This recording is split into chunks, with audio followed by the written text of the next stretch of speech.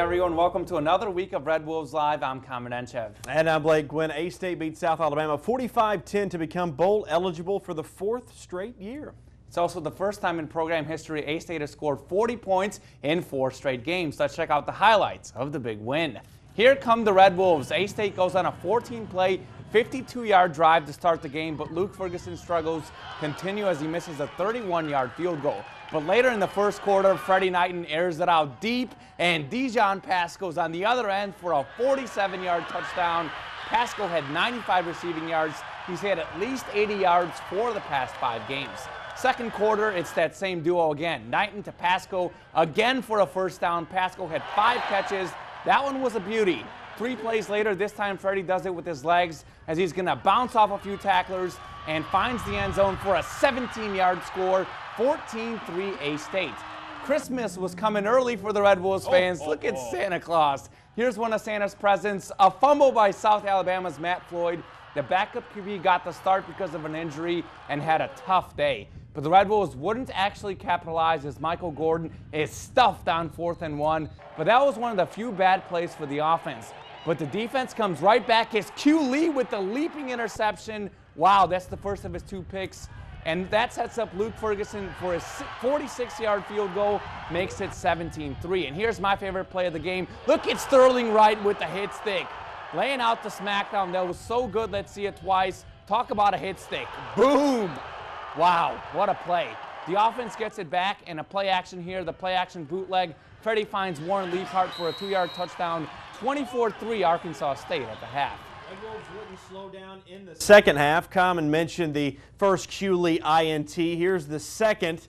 Yeah, this is going to flip the field for the Red Wolves. This one's not quite as pretty as that one of the first, but Q Lee looked like he knew that was coming, flips the field for the Red Wolves.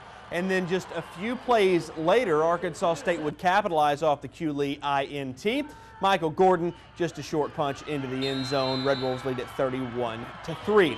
Then on the very next A-State drive, Knighton. Going to be a nice choice here on the option. Michael Gordon does work, picks up the first down.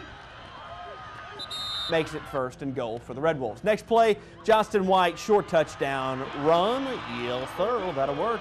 More A-State defense before the end of the game. More interceptions. Artez Brown, that's a pick. He's going to take it all the way back for the 6. Red Wolves would go on to win it 45-10. The A-State defense forced 4 turnovers and came up with 3 interceptions today. South Alabama only had 1 turnover the past 4 games, so a big-time performance for a defense that needed to get its swagger back. Offense played well, too. Dijon Pascoe had 5 catches, 95 yards, included a 47-yard touchdown to start all that scoring. And Freddie Knighton had a solid game, too. He had 186 pass yards and 2 touchdowns through the air. Freddie also added 80 yards and a rushing touchdown on the ground. Nice half there. All right, you've seen the highlights. You've seen the stats. Coming up next, you're going to hear from Coach Anderson and Q Lee on that big old win that they had. Welcome back to Red Wolves Live. Arkansas State beats South Alabama 45-10 to become bowl eligible for the 4th straight year. But it was a play at the very beginning of the game that could have gotten the Red Wolves rolling, Blake. Yeah, Rocky Hayes was ejected for targeting about 4 plays into the game. Coach Anderson then got that unsportsmanlike for standing up for his guy. Here's what he had to say about that entire situation in his post-game interview. It excited me.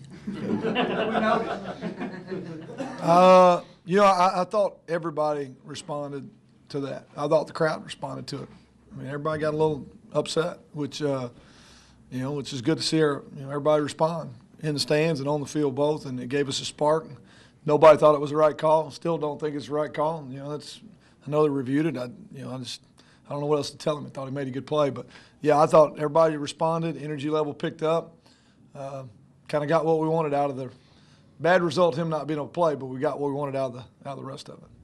You know, I was down there, and the angle I was standing at, it kind of went out of my view right where I was at because they were down the sideline from me. And I do know he was livid. And I will say that I think him getting the flag thrown on him, I'm talking about Coach Anderson, worked exactly how he wanted it to work, because then the crowd got loud. They got a 4th down stop. So I think it worked. That 15-yard penalty that turned out to be a 30-yard penalty, I think it was worth it, Blake. I think it really was. Like you said, the coach was a pretty honest guy. He tells you it fired us up. I think it fired us up. And I noticed Chris Stone up from the press box. Chris Stone was fired up right after that happened. And the next play, he made a play, and he was going crazy. So, yeah, I agree. Right, yeah. I mean, it worked out. It did what it did. 30-yard swing, but they didn't score. Yeah. Success. Success. I hate Rocky got thrown out, though. But even without Rocky, the defense still had a fantastic game, leading the way. Q Lee at linebacker. Yeah, the senior had 7 tackles and 2 interceptions. Here's what he had to say on the defensive performance. We knew we had to get our identity back. I mean, from the first part of the season, we were stopping teams with the run, and we wouldn't let them get nowhere. But after those 2 games, we finally said, hey, we got to change some things. We got to click back up, and credit to the defensive line to wanted to go out there on the field and do their job, and they cleared everything up for the backers to do their job, and then it worked to the secondary. So it was like a trendy train, like everybody just clicked at one time. So we definitely got our identity back. Yeah, Blake, I think it was big for them to get the identity back because the first few weeks of the season, the defense was the backbone of the team.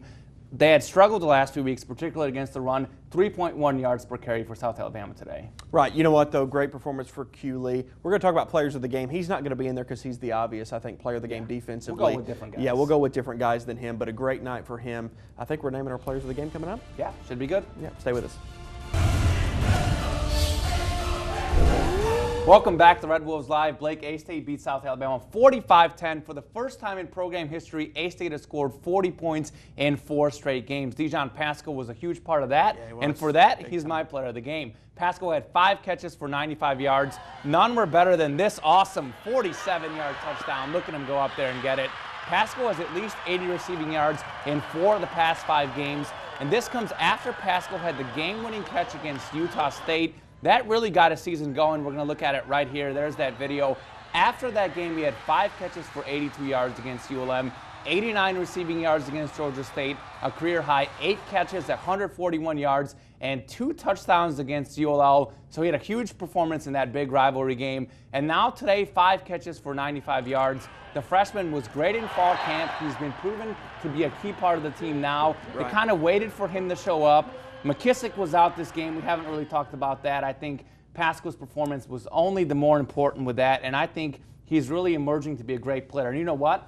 He's a freshman. They've got him here for another 3 years after this. He has had a coming out party this year. A bright future for him. I think he's going to be the player of the game for us, not only maybe in a few weeks, maybe next year, and just going forward. He's a really big Big Ten player. Right. Well, him and Q Lee were my first thoughts for players of the game. Mine too. Okay, so you went first, so you picked. So you took one of mine. I took the We talked about Q Lee in the first one, so I can't pick him. So let's just talk about the play of Freddie Knighton, shall we? Because let's not forget about what he did today. It wasn't really anything spectacular. It wasn't. But you know what he did? He ran the offense well. He did not turn the ball over at all. And that's one of the things that Coach Anderson said that they had really talked to Freddie about this week. They said, look, what we need you to do, Freddie, is to not make play after play after play. We need you to run our offense and to not turn the ball over. He did not do that. He's gone from being the guy that fumbled, from the guy that it was a joke that he fumbled, to not turning the football over. His counterpart actually turned the football over tonight, but he did not. He has not thrown an interception this evening, and I like the kind of game that he had. I like his role. He's very, very fast, very, very explosive. Threw a good pass right there to Dijon Pascal. And actually, there's some sound up on the website that you guys need to go and hear on the Red Wolves Live page between Knighton and Pascal talking about each other while they were sitting right there next to each other. And really, Pascal credits Knighton with a lot of his success. Those two got on the same page. Well, you know what? I think he's been very good. We say it wasn't, it was a solid game, not a great game. But at the end of the day, you look at the stats, 266 yards, 3 total touchdowns. That's total yards, counting the rushing yards. But another guy that I bet's really happy with his performance, Coach Bell. Well, didn't turn the but ball you know what, over. though? We're probably going to get in there, and he's going to be like, no, you know what? He did this. He did this. Yeah, Coach Bell's really picky, but his big thing is Freddie, don't turn the ball over. And he didn't. And he didn't. He didn't do it. He did his job. That's what you need out of a quarterback. You need a guy that's going to complete passes, which Freddie has done, and a guy that doesn't turn the ball over, and he has become that guy every game. And you got to like where he's headed. They're bowl eligible now. They've got their last 3 games at home, so the 3 out of the 4 at home. You got to like what you see out of him. Yeah, I think he's become a very good player. Not just a solid player, a very good player. Yep. But you'll hear more from the Pack tomorrow night on the Blake Anderson Show. It's produced right here in the KIT studios as Coach will break down the South Alabama game. The Blake Anderson Show is tomorrow at 10:35, right after Region 8 News at 10. And once again, A-State beats South Alabama 45-10 to become bowl eligible, as you said, for the 4th straight year. We'll have more next week as A-State hosts App State. So everyone, have a great night.